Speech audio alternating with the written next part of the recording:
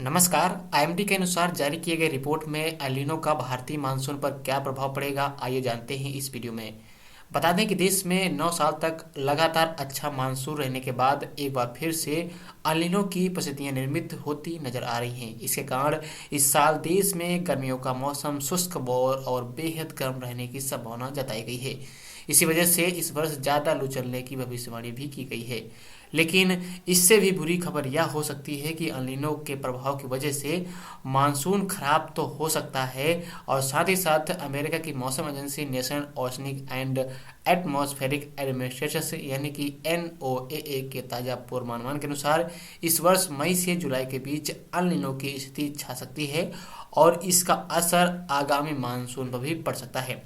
दरअसल इस बार की फरवरी में बसंत का एहसास हुए बगैर मौसम में गर्मी दिनों दिन बढ़ती गई है और देश के उत्तर पश्चिम, मध्य और पश्चिम भाग से लेकर के दिल्ली, उत्तर प्रदेश, हरियाणा, पंजाब, राजस्थान, गुजरात, मध्य प्रदेश और महाराष्ट्र जैसे राज्यों में हीट वेव जैसे हालात बनते नजर आ रहे हैं।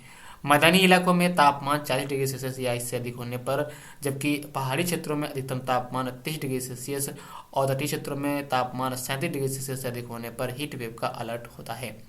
इससे ऐसा लग रहा है कि हमारे यहाँ साल 1998 की परिस्थितियाँ फिर से बन सकती हैं और साल 1998 में भारत में 90.6% बारिश हुई थी, यानी कि जो कि सामान्य से 9.4% कम थी।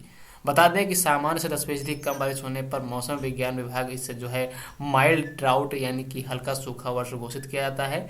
उसके अलावा अमेरिकन जियो साइंस इंस्टीट्यूट के अनुसार एल नीनो का जो संबंध है वो प्रशांत महासागर की समुद्री सतह के तापमान पर समय समय पर होने वाले बदलावों से जो है जुड़ा हुआ है और एल नीनो एक चक्रीय पर्वणीय स्थिति है जो प्रशांत महासागर के भूमध्य क्षेत्र में शुरू होती है। सामान्य शब्दों में कहें तो एल नीनो वह प्राकृतिक घटना है जिसमें प्रशांत महासागर का गर्म पानी उत्तर और दक्षिण अमेरिका की ओर फैलता है और फिर इससे पूरी दुनिया में तापमान बढ़ता है। एल नीनो का सर्वाधिक जो आपको बता दें जो सर्वाधिक प्रत्यक्ष असर बारिश का है वो बारिश के पैटर्न पर पड़ता है और भारत की मानसूनी बारिश भी इसके असर से बची नहीं रह पाती है और इस वजह से बारिश कम होती है। इसमें सामान्य बारिश की संभावना केवल 10% तक होती है। ऐसा ही असर इंडोनेशिया, मलेशिया, फिलीपींस और आसपास के क्षेत्र पर भी हो सकता है।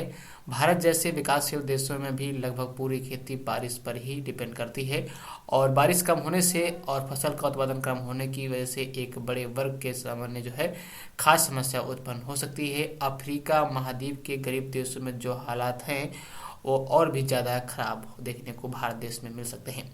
बता दें कि गौरतलब है कि पिछले साल से दुनिया महंगाई की समस्या से परेशान है।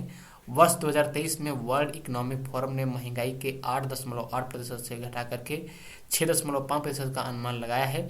लेकिन अगर एल नीनो का असर बनता है तो इस अनुमान पर पानी फिर सकता है और पूरी दुनिया के अधिकांश क्षेत्र फिर से महंगाई के दुश्चक में फंस सकते हैं। हालांकि एल नीनो से यह सिद्ध नहीं होता है कि सूखा ही पड़ेगा, क्योंकि 40% एल नीनो में सूखे की स्थिति नहीं आई है। आपको बता दें कि भारत में वर्ष 1951 के बाद से 10 बार ऐसे मौके आए हैं जब एल नीनो की वजह से सूखे की स्थिति उत्पन्न हुई है, जबकि कई एल नीनो ऐसे भी रहे हैं जब सूखा नहीं पड़ा है। कई बार ऐसे सूखे की स्थितियां भी निर्मित हुई हैं जिनकी वजह से एल नीनो नहीं थी। बता दें सामान्य से 10% कम बारिश होने पर हल्का सूखा, 15 से 20% कम होने पर मध्यम सूखा और 20% से कम बारिश होने पर सूखे की गंभीर स्थिति होती है। भारत में सबसे बुरा एल नीनो आपको बता दें 1972 का रहा है, जब सामान्य से 24% कम बारिश हुई थी। इसके बाद 2009 में जब 22% कम बारिश हुई थी। तो ये था अभी तक की ताज़ा मौसम अनुमान और आपके राज्यों का आज का मौसम की लगातार अपडेट्स पाने के चैनल को सब्सक्राइब, वीडियो को लाइक जरूर करें।